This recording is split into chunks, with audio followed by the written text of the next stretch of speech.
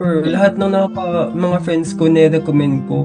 Ang problema lang talaga kasi ngayon, siyempre, takot tayo na sumubok, ganyan. Pero at least ngayon na alam nila na natulungan niyo ako, ibig sabihin, may pruweba na sila.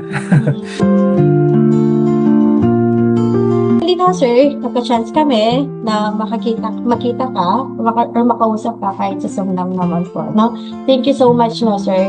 Pinapanguna ko na po, thank you so much sa time mo, no po, and sa effort na binibigay mo po sa amin.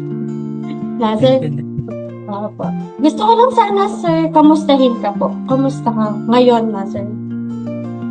Sobrang, overwhelmed ako nung sinabi na okay, so mag-start ka na this time.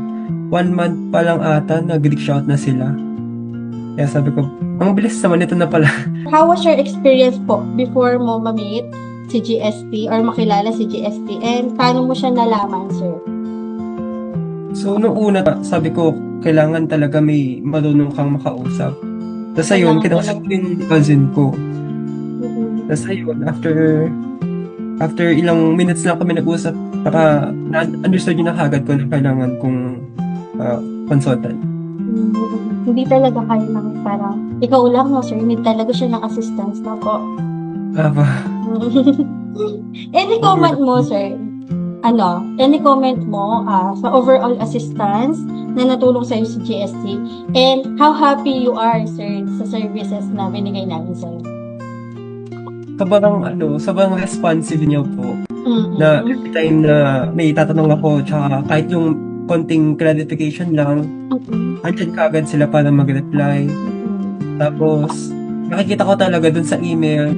Tapos, kahit na hindi ko naman alam na na may mga ganun pa lang sinesend. Buti na lang talaga kasi lahat transparent. Lahat ng ginagawa niyo sinasabi niyo sa akin. Ang sarap naman marinig sa'yo yan, na, sir.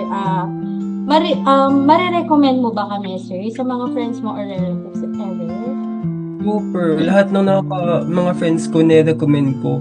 Ang problema lang talaga kasi ngayon, siyempre, takot tayo na sumubok, ganyan. Pero at least ngayon na alam nila na natulungan niyo ako, ibig sabihin, may pruweba na sila. Looking forward kami, no, sir, na makapag-refer ka from us para matulungan din namin sila katulad ng tulong namin sila, no, sir. May mensahe ka ba, sir, sa mga gustong pumunta sa Canada or sa mga nakakaranas ngayon ng pinagdaanan mo before? Sa una talaga mahirap kasi magulo ngayon sa Canada dahil sa dami nangyayari. Pero kung meron kayong makakausap, talagang kailangan mag-reach out kayo para hindi sayang yung pera kung pupunta man dito, di ba? Tsaka may direction talaga kami, kumbaga. Ayun, no, sir, hindi na ako mag-aas ng marami sa'yo since na-feel naman namin and nakikita naman namin na, sir, na-provide naman namin yung assistance na para sa'yo talaga and yung deserve na assistance para sa'yo, no, sir. Thank you. Bali, sir, yun lang naman po, no, po, para makapag-rest ka na din po.